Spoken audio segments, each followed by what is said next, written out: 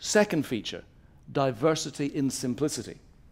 All this abundance I've spoken about is derived initially from one fundamental bass line, one set of chords circling around the one note, never traveling to another key, never, to use the jargon, modulating, never moving one key to another. Indeed, the piece ends on a kind of ultimate simplicity, one note, D.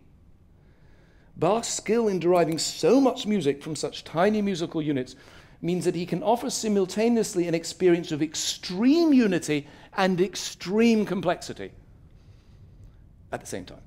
Indeed, Bach is adept at making us hear rich complexity in what might be seen to be simple. At the end of the chaconne, after 15 minutes of elaboration, the opening theme is played again, virtually note for note. Now we can't hear it, though, without the memory of all that has been done, all that has been done with it.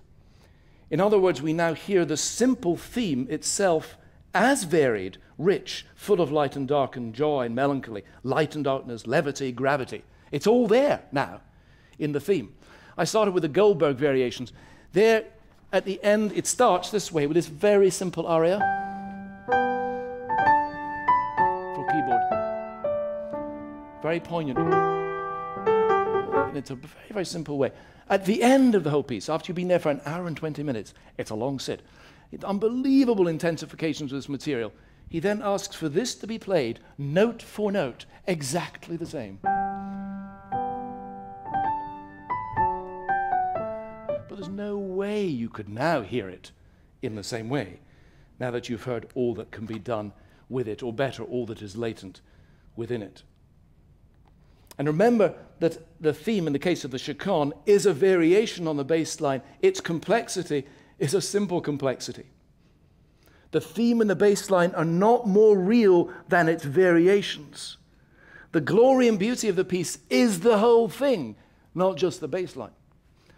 As Larry Dreyfus, now at Oxford, great Bach scholar, again, certainly not a Christian, but extraordinarily theological in all his intuitions. As Larry Dreyfus has shown, Bach, it seems, heard simplicity as elaborated simplicity. He heard the one as the many. Is it ringing bells? The diversity of creation in the Christian worldview is not an afterthought of God, a decoration on some more real or basic idea, any more than the threefoldness of the Trinity is the expression of a more basic singularity, as if God were basically one, but unfortunately three, which is the way that a lot of Western theology has gone. God is diversity in simplicity. And isn't it one of the wonders of the life to come, as I was suggesting, that it is not one single note, God forbid, but a proliferating polyphony, I would suggest, a dazzling multi-voice symphony whose elaborations never return to some more original state. Diversity in simplicity.